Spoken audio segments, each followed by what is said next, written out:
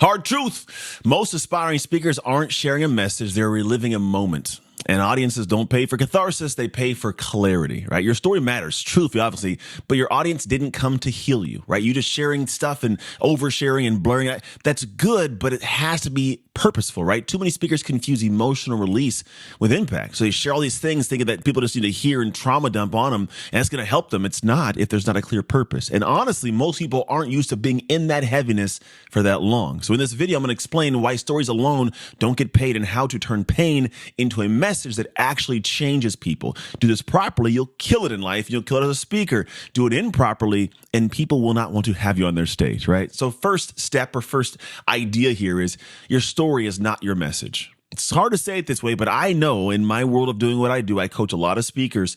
No one has booked me or my clients for just their story. They booked them for the message, right? But the message came from the story. The idea is you sharing your story is no better than a glorified video, right? But when you have a message behind it, there's a reason for the audience to hear said story, right? So stories are raw material. They're not the finished product. A message tells the audience what the story means for them, right? So without translation, stories become self-indulgent. You just sharing something you hope the world hears and maybe thinks you're cool, right? But if I share a story, there's got to be a purpose behind why I am sharing it. It's got to be something where I'm spending time unpacking the lesson that's hidden within that becomes an aha moment when I crescendo or get to the punchline, we'll call it, of that story. If I don't do that, then what I've done is give you a bunch of information that you don't know what to do with. It becomes stressful to even try to navigate it, uncomfortable. Honestly, this is why people might leave a room in the middle of you talking, not even because of anything more than just they don't know what to do with this and they may not like how they feel, or you're making them face an experience that is hard for them, but you're not giving them reprieve of understanding what to do with this feeling, how to navigate this feeling, what the benefit of the feeling is, right? So our days, we can't just be cathartic and share stuff. We have to share with a very clear purpose that gives them an aha moment of going, oh, now I clearly understand exactly why I was told this story. Without that, you're damaging your ability to actually impact properly. Point two.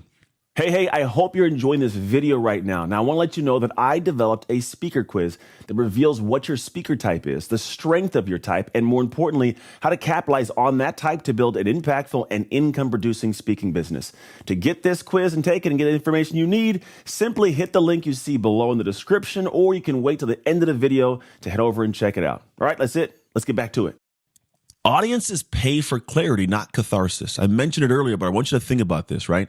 Emotional moments, they don't equal transformation. We may think they do, but the emotional moment of sharing, like my mom passing away or me navigating a situation in my marriage, these are situations that they're cathartic to share, but only if there's benefit to the audience. These emotional moments, there's got to be clarity as to why they're here. So people will ask you or be asking themselves specifically, what does this mean for me? Or what do I do next with this information?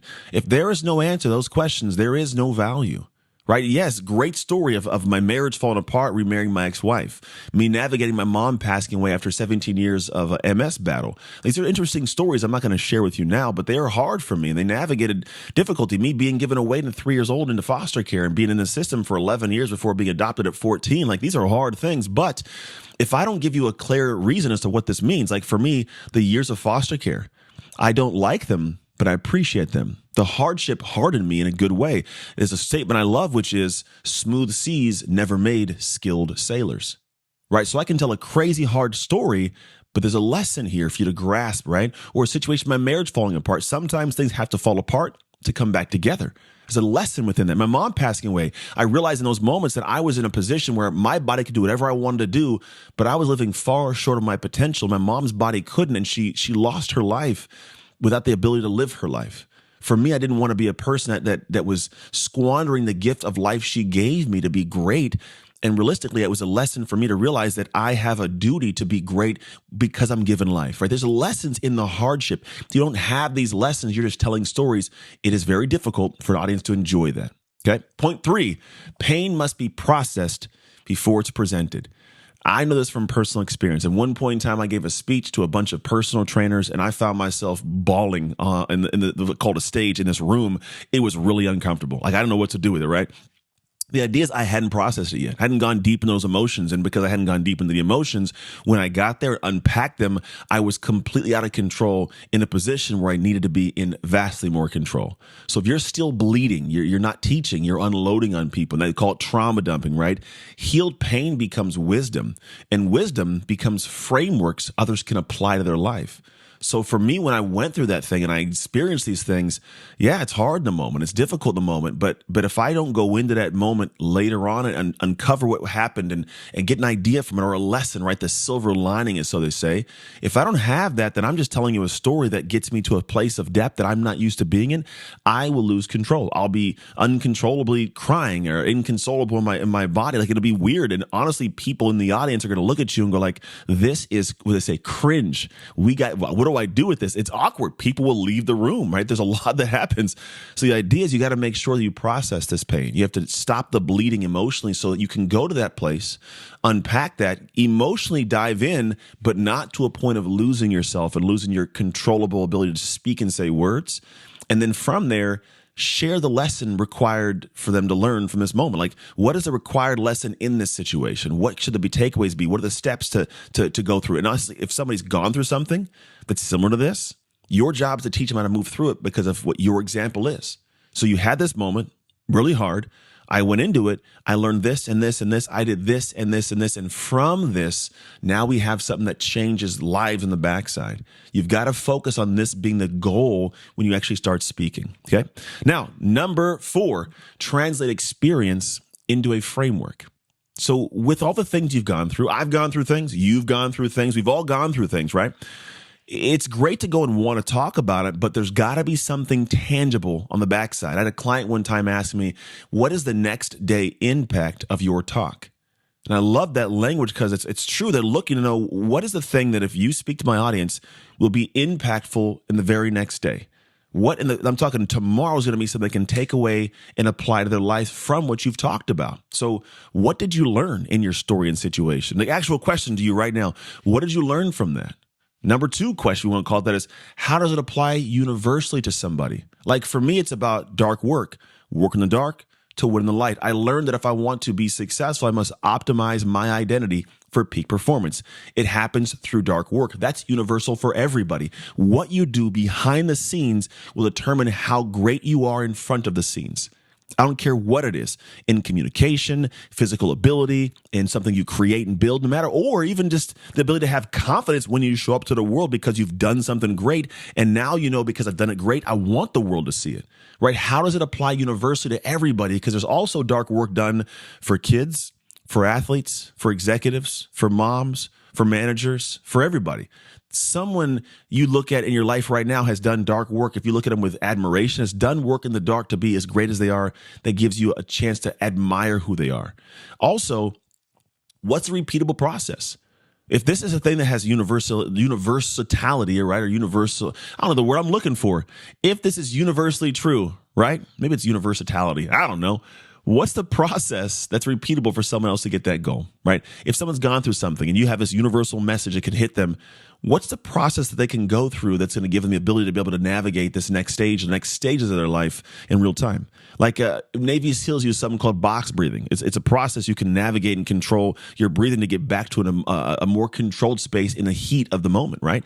Now, truthfully, this is something it's simple, but it's a repeatable process. You can apply it to anything. About to go on stage, about to have a big speech, right? You're going to have a situation where you have a new client. You're going to have a big interview, whatever it's going to be.